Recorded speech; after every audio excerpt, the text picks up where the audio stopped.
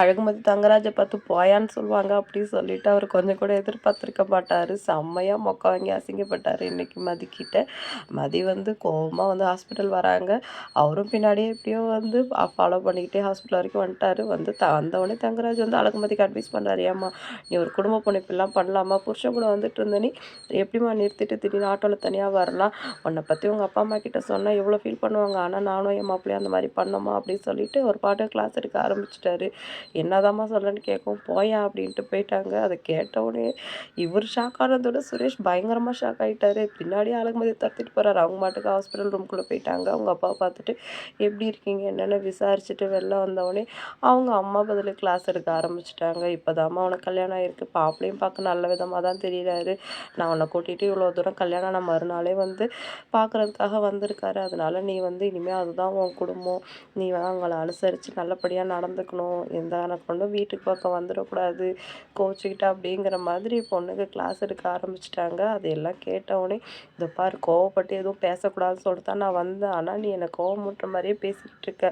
ஒரு நாள் முன்னாடி இந்த ஹாஸ்பிட்டலில் வச்சு நீ என்கிட்ட என்னெல்லாம் பேச்சு பேசின அப்படின்னு சொல்லிட்டு அவங்க அழகுமதி அவங்க அம்மா கிட்ட கோவமாக பேசுகிறாங்க. அது மட்டும் இல்லை நீ என்னமோ அதுதான் என் புகுந்த வீடு அங்கே தான் நான் இருக்கணுங்கிற மாதிரிலாம் சொல்கிறேன். அது என் புகுந்த வீடு அங்கே தான் இருக்கணுமா? அது என் வீடாலாம் எனக்கு தெரியல. ஆனால் நான் இவ்வளோ நாள் என் வீடு தான் நம்பி இருந்தேன் பார்த்தியா? அது என் வீடு இல்லை அப்படிங்கிறது மட்டும் எனக்கு நல்லா புரியுது. எந்த பிரச்சனை வந்தாலும் உன் வீட்டுக்கு மட்டும் நான் வந்துட மாட்டேன் அப்படின்னு சொல்லிட்டு அழகுமதி அங்கேருந்து போகிறாங்க. என்னடி இப்படிலாம் பேசுகிற அப்படின்னு சொல்லிட்டு கேட்கவும், ஆமாம் அப்போ நீ பேசுனதுக்கு நான் பதிலுக்கு இப்படி தான் பேச முடியும் அப்படின்னு சொல்லிட்டு இருக்கும்போதே சுரேஷ் வந்துடுறாரு. மாப்பிள்ளை வராரு கொஞ்சம் அமைதியாரு அப்படின்னு சொல்கிறாங்க. அதுக்கப்புறம் நாங்கள் கிளம்புறோம் அப்படின்னு சொல்கிறாங்க. நீங்கள் இங்கே வந்ததுக்கு ரொம்ப நன்றி மாப்பிள்ளை அப்படின்ற மாதிரி சொல்கிறாங்க.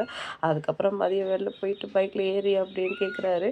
அவங்க சைலண்ட்டாக வந்து ஆட்டோ புக் பண்ணிவிட்டு அதில் ஏறி போயிடுறாங்க. திருப்பியும் வேறு வழி இல்லாமல் அவங்கள ஃபாலோ பண்ணிக்கிட்டே வீடு வரைக்கும் போகிறாரு. வீட்டுக்குள்ளே போனவொடனே சுரேஷ் டென்ஷனாக இருக்கார். நான் ரூமில் போய் கொஞ்சம் நேரம் ரெஸ்ட் எடுக்க போகிறேன் அப்படின்ட்டு போயிடுறாரு. வர வழியெல்லாம் அழகுமதியை திட்டிக்கிட்டே வர்றாரு. நீ எப்படி என் மாமாவை இப்படி கேட்கலாம்? அவர் எவ்வளோ பெரிய ஆள், நீ எப்படி அவளை பார்த்து போயா சொல்லலாம் சொல்லிட்டு வர வழியெல்லாம் அவங்கள திட்டிகிட்டே வந்தார். ஆனால் அவரோட எந்த கேள்விக்கும் வந்து அழகுமதி பதில் சொல்லவே இல்லை. இக்னோர் பண்ணிவிட்டு அவங்க பாட்டுக்கு போய்கிட்டே இருந்தாங்க. அதை கேட்டவுடனே அவருக்கு இன்னும் கொஞ்சம் டென்ஷன் அதிகமாகிடுச்சு. அந்த கடுப்பில் போய் உக்காண்டாரு ஹாலில். அதுக்கப்புறம் அழகுமதி நேராக கிச்சனுக்கு போகிறாங்க. அங்கே வந்து அழகுமலர் வேலை செய்கிறத பார்த்துட்டு 24 மணி நேரம் வேலை செஞ்சுக்கிட்டே இருப்பீங்களா? எப்படி நீங்கள் இவ்வளோ டயர்ட் இல்லாமல் வேலை பார்க்குறீங்க அப்படி சொல்லிட்டு கேட்கவும், நான் மட்டும் என்னம்மா 24 மணி நேரம் கிச்சன்லேயாவா இருக்கேன்? வீடுன்னா அப்படி தான் இருக்கும் வேலை. ஒரு 4 மணிக்கு ஆரம்பித்தா 10 மணியோட கிச்சன் வேலைலாம் முடிஞ்சிடும். அதுக்கப்புறம் துணி துவைக்கிற வேலை வேறு வேலைலாம் பார்ப்பேங்கிறாங்க. அதுதான் சொல்கிறேன். நீங்கள் சொல்கிறத பார்க்கும்போது எனக்கு டயர்டாக இருக்குது. என்னை எதாவது ஹெல்ப் பண்ணவான்னு கேட்கவும், பூண்டு மட்டும் உரிச்சு கொடு அப்படின்னு சொல்கிறாங்க.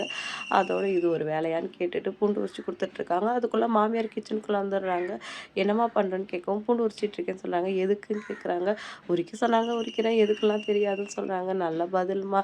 நீ உங்கள் வீட்டு கிச்சனுக்குலாம் போவியா சமைப்பியான்னு கேட்குறாங்க. ஓ போவனே பேசிக் சமையல்லாம் சமைப்பா. நான் இவங்க செய்கிற மாதிரி இவ்வளோ பேருக்குலாம் எனக்கு சமைக்க தெரியாது அப்படின்னு சொல்கிறாங்க. சீரியல்லாம் பார்ப்பியா அப்படின்னு கேட்குறாங்க. அப்பா அம்மா கூட சேர்ந்து எப்போயாவது பார்ப்பேன் அப்படின்னு சொல்லிட்டு அழகுமதி சொல்கிறாங்க.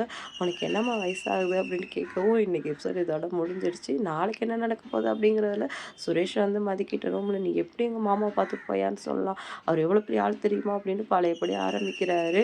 ஒரு ரவுடிக்கு என்ன மரியாதை கொடுக்கணும்னு எனக்கு தெரியும்னு மதி சொல்கிறாங்க. அதோட அழகுமதி கிட்ட கத்தி சண்டை போடுறாரு சுரேஷ். அதை கேட்டு வீடே வந்து என்ன ஏது சொல்லிட்டு பதறி போயிடுறாங்க. பதிலுக்கு மதி வந்து சுரேஷ் கிட்ட கத்தி சண்டை போடுறாங்க. கம்பேக் மதி அப்படிங்கிற மாதிரி மதி வந்து அவங்களோட பழைய ரோலுக்கு வந்துட்டாங்க. இதுக்கப்புறம் வந்து சீரியல் சூடு பிடிக்குதா அப்படின்னு சொல்லிட்டு வெயிட் பண்ணி பார்க்கலாம். வீடியோ பிடிச்சா லைக் பண்ணிக்கோங்க. அடுத்த எபிசோடில் உங்களை மீட் பண்ணுறேன். பாய்.